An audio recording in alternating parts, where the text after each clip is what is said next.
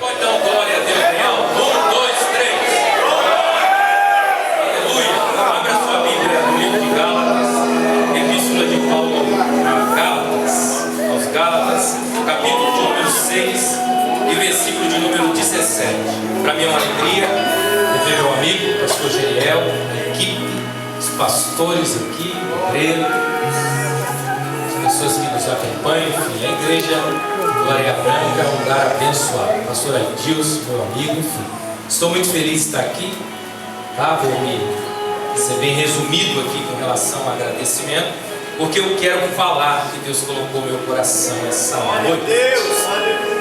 Capítulo 6, versículo 17, uma leitura bem conhecida, e Deus colocou algumas coisas ao meu coração para falar para vocês aqui. Vai ser rápido, mas eu acho que vai marcar a sua vida essa noite em nome de Jesus.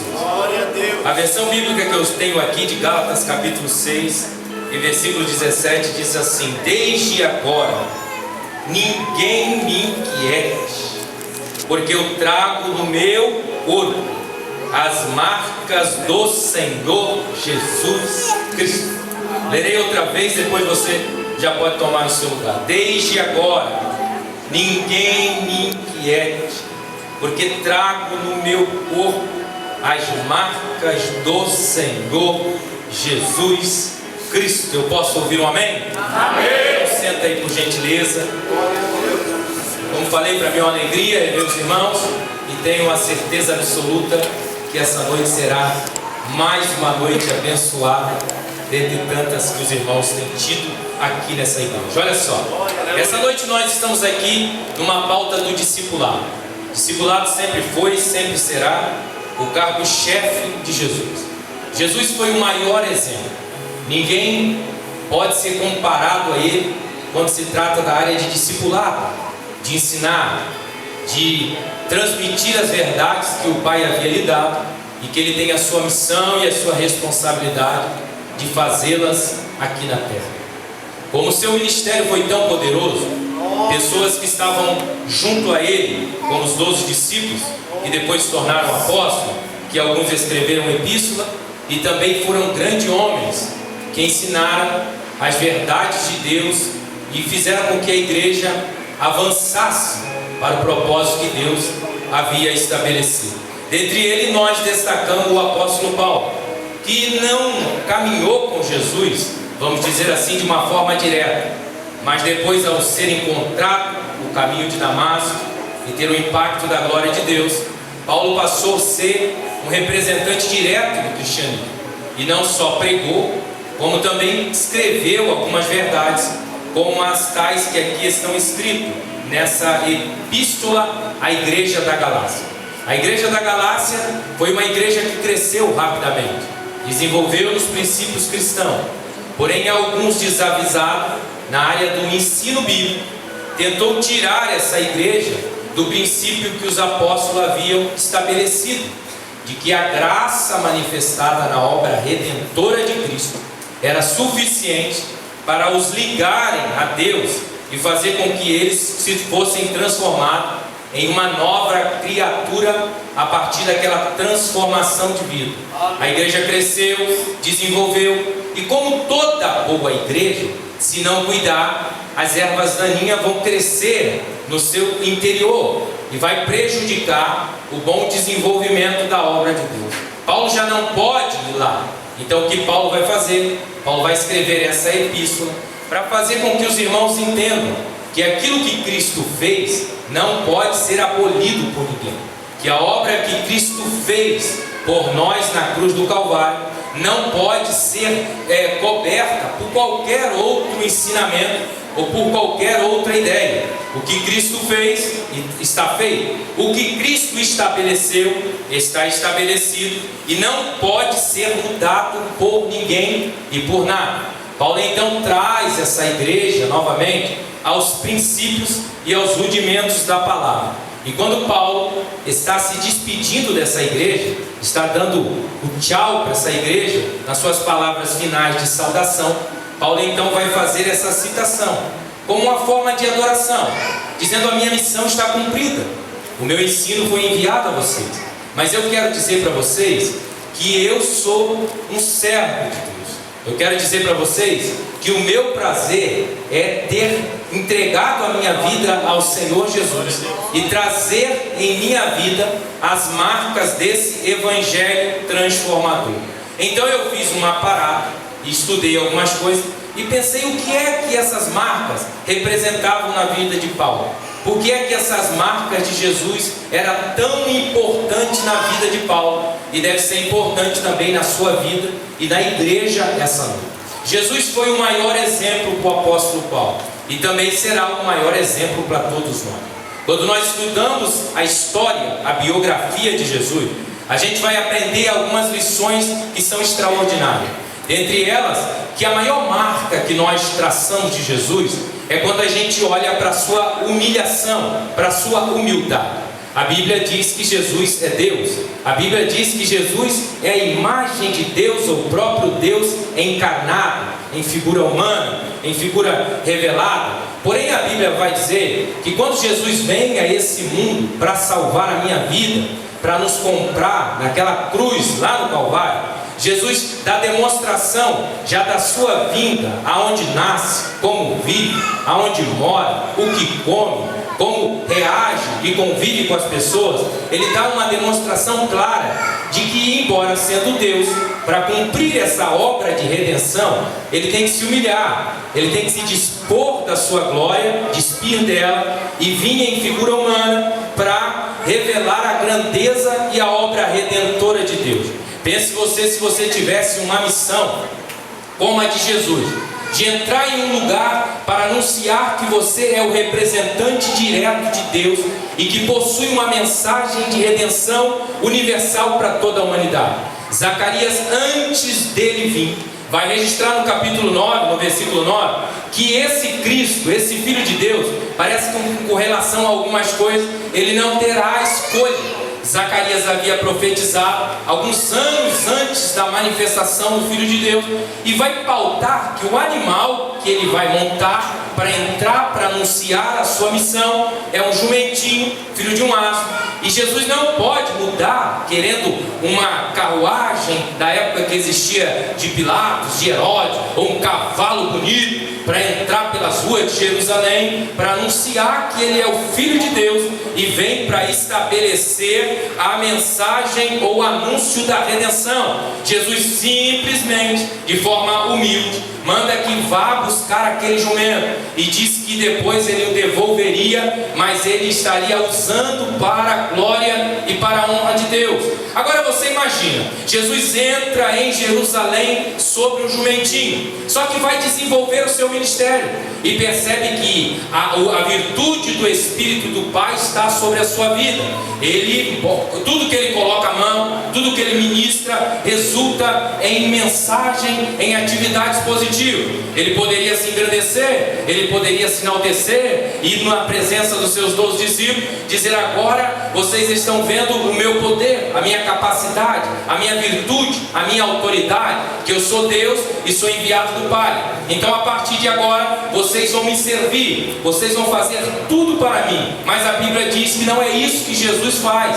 Jesus reúne os discípulos em um lugar, e a Bíblia diz que depois ou antes de ministrar uma das ceias de comunhão, a Bíblia diz que Jesus coloca todos sentadinhos, e a Bíblia diz que Jesus vai se cingir de uma toalha do seu lado do corpo, e vai pegar uma bacia ou um jarro com água, e vai lavar cada pé daqueles discípulos para dizer a eles: olha, eu me humilhei e desejo me humilhar de tamanha forma para cumprir tudo aquilo que o Pai determinou para mim e para mim fazer aqui nessa terra.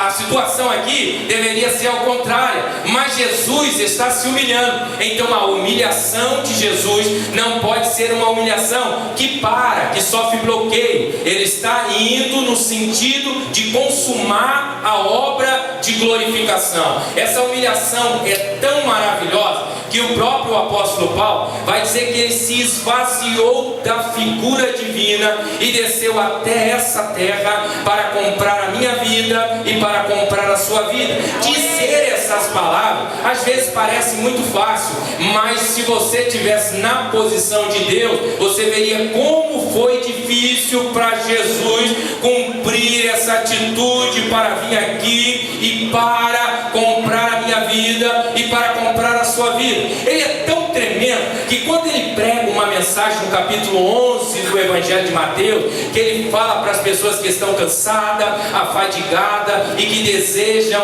aprender como viver melhor, ele diz assim: vocês podem vir até mim e aprender de mim, que sou humilde e manso de coração.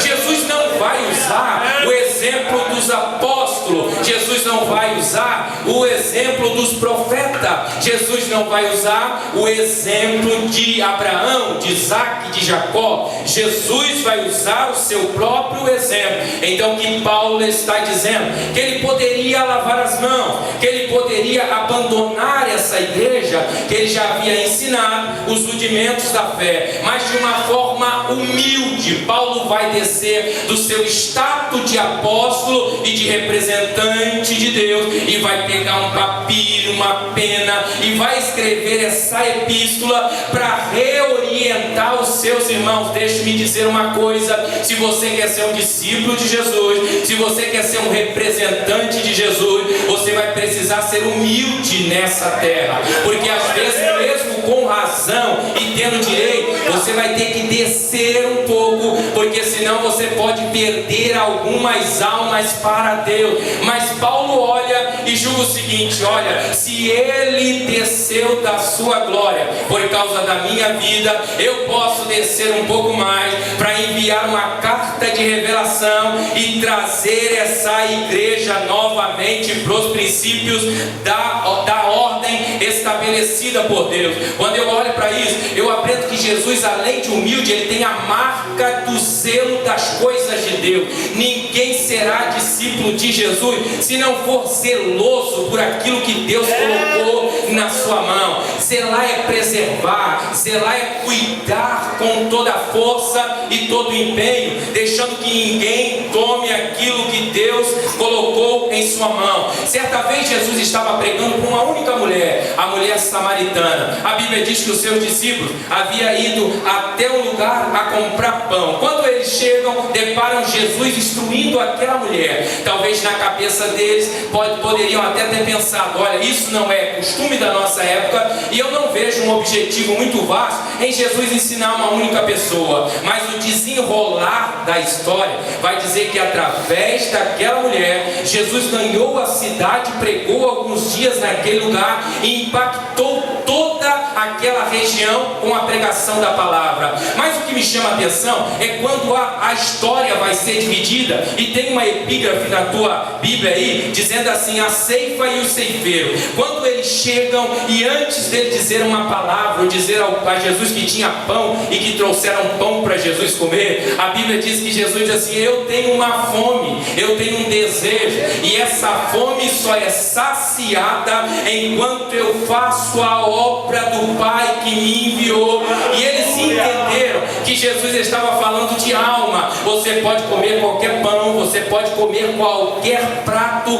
delicioso dessa vida, mas só tem uma coisa que vai saciar a minha alma e a tua alma: é quando a gente falar do amor de Deus para o perdido e ver que ele está começando a ser transformado por Deus e pela sua palavra. Jesus não foi só zeloso do lado de fora. A Bíblia diz que um dia está voltando para o templo e percebe que o templo está meio bagunçado em algumas questões, e a Bíblia diz que ele pega um azorrague e expulsa algumas pessoas que não estavam cumprindo o propósito do templo ou daquele lugar para a glória de Deus. E a Bíblia diz que ele diz o seguinte: olha, o zelo do meu Pai me consumiu pela minha casa. Deixe-me dizer uma coisa: aqui não é só um templo, aqui não é só um lugar para você se reunir para adorar. Aqui é a casa de Deus, a morada de Deus. Quando você coloca o pé neste lugar, o selo de Deus precisa estar para a sua vida, assim como o amor de Deus está para com você. Você tem que cuidar desse ambiente para não deixar esse ambiente ser desvirtuado por nada, porque esse lugar, esse ambiente só existe para um propósito. E qual é o propósito, irmão Sidney? O propósito aqui é glorificar e adorar a Deus. Aqui não tem tem lugar para espectador, aqui não tem lugar para curiosidade. O que tem aqui é a revelação de Deus pela sua palavra e redimidos que se reúnem para adorar e para louvar o seu nome. O Paulo olha e diz assim: olha, eu sei que vocês saíram da linha, eu sei que vocês não deveriam estar se portando assim com a obra que Deus fez por vocês, porque a igreja está querendo abandonar a graça, o favor imerecido de Deus, para voltar para a prática da lei, dizendo: eu sou salvo porque oro. Vou usar como exemplo: eu sou salvo porque contribuo, eu sou salvo porque eu dou maior glória a Deus, o melhor aleluia. Aí Paulo redireciona eles e diz a eles o seguinte: olha, vocês não são salvos por causa disso, vocês são salvos por causa da marca do perdão de Deus. Sabe o que é que te trouxe aqui essa noite? Foi o perdão de Deus. Sabe o que mudou a tua vida? Foi o perdão de Deus. Sabe por que hoje eu sou um pregador do Evangelho? É o perdão de Deus que me colocou neste lugar. É o perdão de Deus que nos transformou. Então, ao invés de Paulo os lançar fora do plano da redenção, Paulo diz o seguinte: eu sei que eu ensinei vocês, eu sei que eu falei para vocês como deveriam se portar, eu sei que vocês estão se extraviando dos meus ensinos, mas eu amo tanto vocês, e assim como Cristo me perdoou quando eu achava que estava fazendo certo e estava fazendo errado, Ele me perdoou e me amou, eu perdoo vocês também, e eu perdoo tanto que eu vou escrever uma carta para redirecionar vocês ao propósito de Deus. Sabe o que Paulo está dizendo? Paulo está lembrando de Isaías capítulo 59, dizendo que não foi ele que transformou a vida daquela igreja, não foi ele que transformou aqueles irmãos, porque às vezes a gente, quando está fazendo a obra de Deus, a gente pensa assim: olha, eu não vou perdoar essa situação, não tem mais jeito para ele, não tem mais jeito para ela. Calma, o Isaías vai dizer no capítulo 59 que não foi por causa de você, não foi por causa de mim, foi por causa das suas pisaduras que nós fomos sarados. Sabe o que Paulo está dizendo? Eu andei por essas mesmas pisaduras para me transformar em um discípulo, e vocês podem caminhar novamente por essas mesmas pisaduras para voltar ao propósito de Deus. É interessante que quando Pedro vai escrever a sua primeira epístola, no capítulo 2 e no versículo 22, ele vai dizer o seguinte: 21, ele diz o seguinte: olha, lembra-se de Cristo, ele foi o exemplo de tudo. Cristo poderia ter sentado aqui na terra e mandado os outros fazer, mas ninguém seguiria o seu exemplo se ele não fosse o próprio exemplo. Então, ao invés de seguir caminhos dos outros, ele trilhou um caminho inicial para que todos nós pudéssemos andar por ele. Então Pedro vai dizer: Cristo andou pelo caminho da obediência, da submissão e do compromisso com o Pai. Então, se vocês não querem perder a alma e não querem perder o propósito que Deus estabeleceu, eu convoco vocês a novamente andar pelo mesmo caminho e pelas mesmas pisaduras. Isso quer dizer que Paulo estava dizendo a essa igreja que sem santidade não tem como representar a Deus lá fora. Quer dizer que agora você não pode andar onde você quer, você não pode pisar só em lugares que você quer. Agora tem um nome a velar, agora tem uma representação a fazer, agora tem um anúncio a se proclamar. Agora, onde você coloca o pé, o nome de Jesus deve ser conhecido e deve ser anunciado. Imagine você anunciando o nome do Senhor todo fora do enquadro da palavra de Deus. Alguém vai dizer: eu conheço Jesus, eu até sei da sua obra, mas você está totalmente fora do padrão. Então Paulo está dizendo: olha, eu quero trazer vocês novamente para o princípio da santidade. E qual é o princípio da santidade? Crer que a obra redentora de Cristo foi suficiente para nos comprar naquela cruz do Calvário. Agora, se a obra de Cristo em santidade é suficiente, eu vou ter a marca da obediência, irmão. A Bíblia diz que obedecer é melhor do que sacrificar. O que Paulo está dizendo? O Senhor Deus soprou no meu ouvido e mandou escrever uma carta a vocês, para trazer vocês novamente para Deus. Então Paulo está dizendo: eu não estou fazendo isso porque sou bom, eu não estou fazendo isso porque sou um mero apóstolo, eu estou fazendo isso porque obedeço a voz e o Espírito de Deus. Olha só, Jesus poderia não ter obedecido em alguns critérios, mas a Bíblia diz em Hebreu que, como Filho de Deus, ele obedeceu em tudo para qual foi enviado. exemplo para a minha vida e para a sua vida, para dizer que tem coisas que a gente consegue, que a gente pode vencer, porque Jesus não poderia te cobrar algo que Ele não fez, Ele não poderia te cobrar algo que Ele não manifestou na sua existência, mas a Bíblia diz que Ele foi obediente até a morte, e a morte de cruz. O apóstolo Pedro vai dizer antes da sua total conversão no Getsemane para Jesus o seguinte: não, fique tranquilo, eu vou preservar a sua vida, eu trouxe uma espada aqui, e se alguém tentar fazer mal a você, eu vou cortar a orelha, como foi o caso, eu vou defender a sua vida. E Jesus olha para ele e diz assim: ontem ou agora há pouco você estava crente, disse pelo Espírito do Pai que eu sou o Filho de Deus, e agora você já está meio balançando. Guarde essa espada, porque eu tenho que beber o cálice que o Pai preparou para mim. Isso é um exemplo de total obediência na obra que Jesus veio para fazer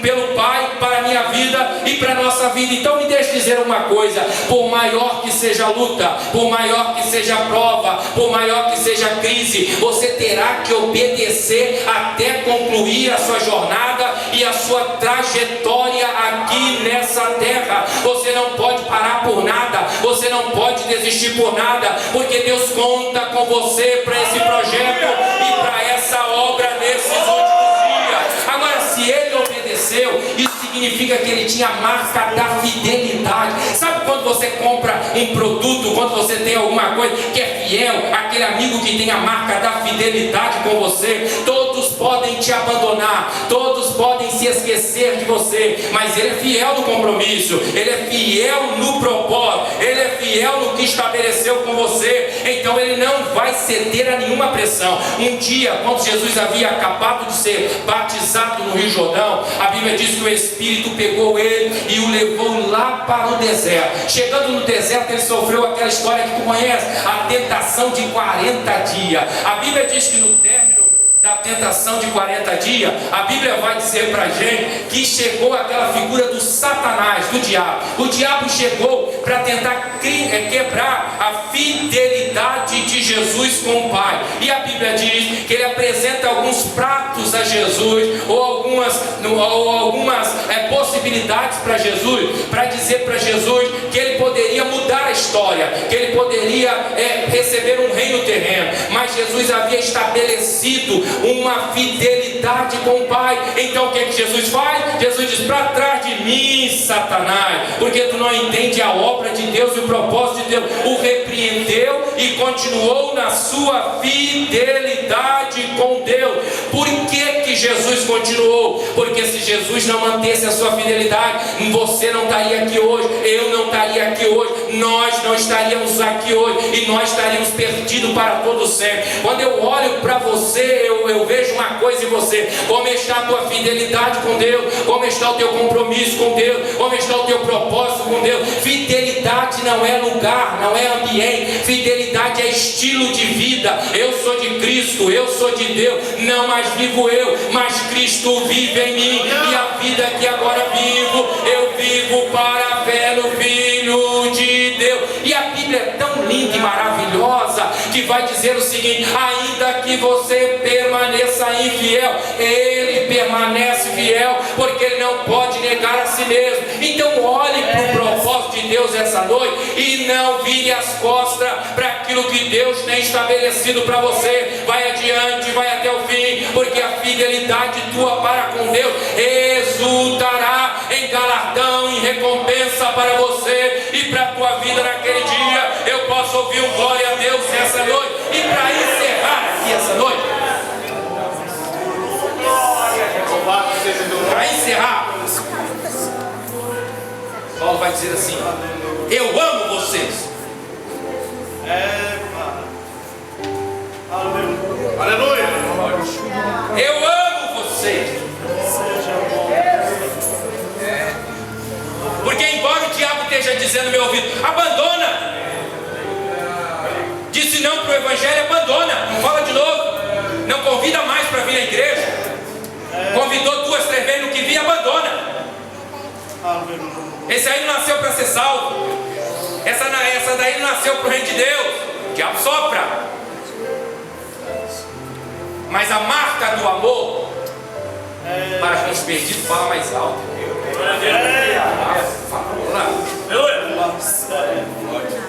Ela fala mais alto. Porque Paulo tem que fazer uma decisão. Se abandona eles, iam se perder tudo. Porque eles tinham voltado a rudimento da lei. E a lei anulava. E a lei obstruía a obra da redenção. Então Paulo tem que trazer eles de novo para o plano da redenção. Então Paulo, antes de escrever, tem que perdoar eles. Porque imagina, meus amigos, você escrever alguma coisa para alguém irado, com raiva. É por isso que a Bíblia não é um livro que tem letras de raiva. A Bíblia diz que Jeremias está profetizando: povo rebelde, que não quer ouvir a voz de Deus, Deus nos levará para o cativeiro. Aí Deus olha, bota uma vírgula aí, Jeremias, e diz assim: depois de 70 anos eu trago você de volta.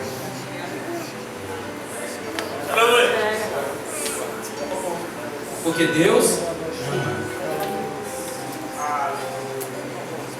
Então Paulo está olhando para eles assim: eu preciso trazer vocês de volta. Então eu quero dizer para vocês que eu perdoo vocês. Eu perdoo o que vocês estão fazendo. Porque se eu não perdoar, eu não vou receber as palavras certas para escrever para vocês. Porque você imagina, você chegando para evangelizar alguém, dizer do amor de Deus para alguém, e não perdoa aquela pessoa por uma ofensa ou alguma coisa, o que você vai escrever para aquela pessoa? O que você vai dizer para ela? Então você perdoa antes. Aí o Espírito vem e as palavras sairão de forma tão certeira que ele vai abrir o coração e entender que o amor de Deus deseja ser derramado em seu coração novamente. E a maior expressão do amor de Deus não é o Filho de Deus de braços cruzados, irmão. Não é o Filho de Deus se escondendo da sua missão. A maior demonstração do amor, essa marca do amor, é que vieram com uma turba para prender Jesus. E Jesus no Getsemane de noite diz assim: quem que vocês estão procurando? Ele diz: nós estamos procurando a Cristo. Ele diz: sou eu, falo com vocês. E a Bíblia diz em alguma versão que eles caíram ajoelhados e depois ficaram de pé novamente. E Jesus: sou eu.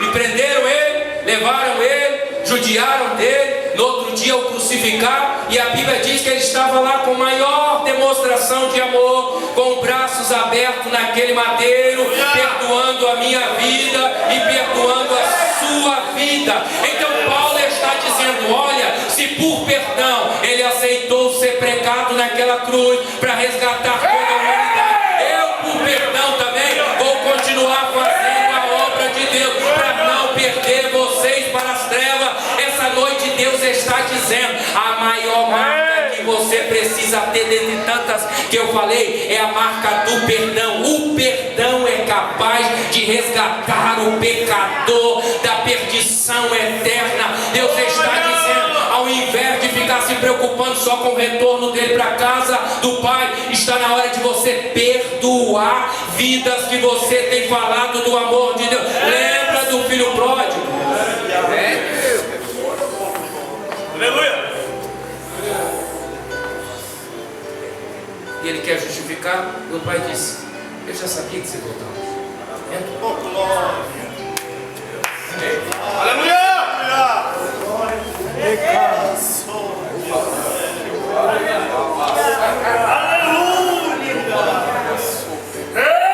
Entra que vamos fazer festa. Entra que vamos fazer festa. Nós estamos vivendo um dia, tempo, em que o individualismo tem tomado conta. Primeiro eu, depois eu e terceiro a minha sombra. E poucos são que servem para alguém chegar um pouco não para Jesus. Uma briga por espaço. Parece que o reino de Deus tem cadeira contada. E passou daquele número, vai perder. Não existe isso, né? Tem espaço para todos. Tem espaço para todos. E alguém olha, já estou ensinando, alguém olha para Jesus e diz assim: o perdão tem limite. As autoridades judaicas chegam ao pé da cruz, o perdão tem limite, tem limite. Ele vai arredar, quer ver? Chama por Elias, ora ao Pai para que te tire daí. Você foi tão bondoso com tanta gente, você fez tanta coisa para tantas pessoas, e agora não pode fazer por si mesmo. E cruzaram os braços ao pé da cruz, esperando para ver o que ele faria com relação àquelas palavras. Mas quem ama, irmão, quem ama perdoa, mesmo que no sofrimento está sendo humilhado e está sendo ridicularizado. Jesus olha ao Pai e diz: Pai, perdoa eles, porque eles não sabem o que estão fazendo, mas eu entrego em suas mãos o meu espírito tetelestai, está consumada a obra. E a Bíblia diz que Deus aceitou o perdão,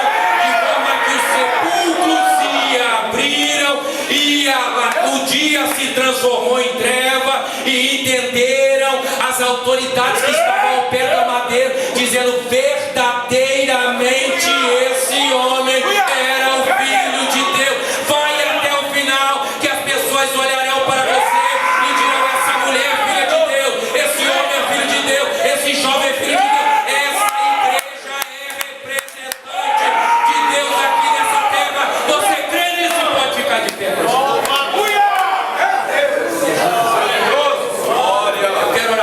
Essa Glórias a Deus, aleluia. Eu quero orar por sua vida essa manhã.